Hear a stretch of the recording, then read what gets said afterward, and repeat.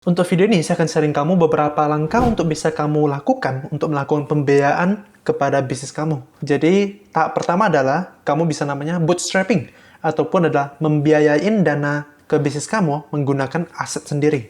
Jadi, dalam kategori asetnya apa? Kamu mau coba untuk risiko yang lebih tinggi nih, high risk. Mungkin kamu mempunyai properti, atau mungkin punya kendaraan. Kamu bisa coba untuk menjualkannya, untuk bisa memfinance bisnis kamu, atau pembiayaan. Atau juga, tipikal yang lebih saya rekomendasi adalah kamu bisa menggunakan dana darurat kamu ataupun cash on hand tunai yang kamu punya sekarang. Dan misalnya kamu sekarang tidak punya kas di tangan, kamu bisa namanya tuh mencairkan instrumen keuangan yang kamu investasikan. Mungkin kamu ada investasi di reksadana, P2P lending, obligasi, ataupun kamu ada saham di bursa efek. Kamu bisa coba cairkan untuk bisa melakukan pembiayaan kepada bisnis kamu. Karena mungkin kamu bisnisnya lagi membutuhkan cash flow untuk mungkin melakukan ekspansi, lalu juga untuk pembiayaan operasional, atau kamu mau coba untuk restock, jadi penambahan inventory. Dan kedua adalah, kamu bisa pergi cari namanya angel investor dan juga venture capitalist. Ini merupakan orang-orang yang sering kita dengar ya. Jadi orang-orang ini adalah sekumpulan orang-orang yang mempunyai uang yang banyak, dan juga waktu yang lumayan banyak, dan mereka mempunyai dana untuk melakukan investasi di dalam bisnis kita. Dan kita sebagai business owner, kita harus memberikan seporsi kepemilikan saham bisnis kita kepada mereka.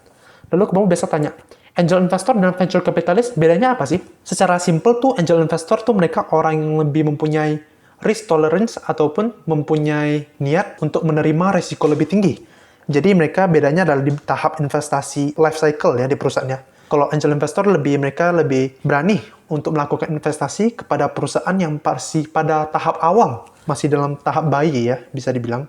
Kalau venture capitalist itu mereka merupakan sekumpulan orang yang mereka mengumpulkan dana mereka ke dalam satu pool itu, lalu di-manage oleh seseorang sebagai leadernya, dan mereka biasa cenderung suka investasi kepada perusahaan yang memang udah ter-establish atau mempunyai track record. Jadi kesannya tuh lebih konservatif ya, dan lebih aman mainnya dibanding angel investor. Ketiga adalah kita bisa pinjam uang ke keluarga kita dan juga teman. Jadi ini merupakan tipe peminjaman yang perlu kita hati-hati ya. Karena kalau misalnya ternyata habis dipinjamin uang, diinvestasikan, ternyata bisnis kita gagal. Nanti hubungannya pun putus juga.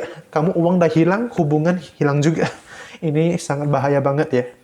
Dan ingat, kalau misalnya kalian udah pinjam nih kepada keluarga kalian, entah orang tua, kakak, atau adik, ataupun saudara ya, dan juga teman, kamu harus anggap mereka tuh secara profesional sebagai investor juga. Jangan kira seperti mungkin teman, ya udah pinjam, udah nggak ada informasi selanjutnya lagi terhadap bisnisnya. Kamu harus anggap mereka sebagai investor juga, coba untuk belajar. Jadi kita mungkin bisa seperti simple, kita bisa siapkan presentasi juga, namanya pitch deck, untuk bisa anggap mereka sebagai salah satu investor yang formal. Kita bisa melakukan presentasi, bisnis plan kita, bisnis modelnya, kira-kira kayak mana. Dan juga ingat, per bulan setelah kita udah ambil uang dari mereka, per bulan harus kasih bisnis update juga. Contoh nih, sekarang operasional perusahaan kita lagi ada apa nih? Kita harus infoin juga, dan kita harus anggap mereka sebagai investor yang valid. Keempat adalah peminjaman bank. Seperti biasa, peminjam bank, kamu harus melakukan pembayaran bunga, ada dikasih loan gitu, pembayaran bunga, dan juga pokok. Kelima adalah, kita bisa juga dari customer sendiri. Jadi pernah dengar namanya konsep pre-order. Jadi kita contoh nih, seperti anggap kita sekarang menjual produk kita dari landing page, dari website toko online sendiri, atau kita mau jual di marketplace ya. Kita posting produknya, kita ada cari supplier nih. Habis itu kita posting di toko, di marketplace, Shopee. Lalu juga kemudian kita setelah terjual, kita bisa klik sebagai pre-order. Lalu kita bisa dari supplier untuk melakukan pengiriman kepada customer-nya. Dan terakhir adalah namanya equity crowdfunding. Kalau untuk equity crowdfunding itu namanya urun dana. Jadi sekumpulan investor, biasa mereka melakukan urun dana dan investasikan kepada bisnis yang prospek.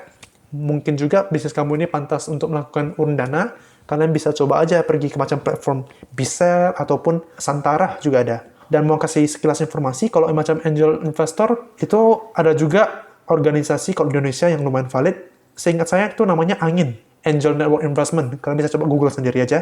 Dan itu hanya sekilas tips singkat dari saya sendiri untuk bagaimana kamu bisa melakukan pembiayaan kepada bisnis kamu. Dan sebenarnya cara-caranya itu banyak banget. Tapi untuk video ini kali ini, saya mau lebih singkat aja. Bila kamu suka video ini, saya mau minta bantu kamu untuk like video ini dan juga subscribe ke channel saya. Terima kasih.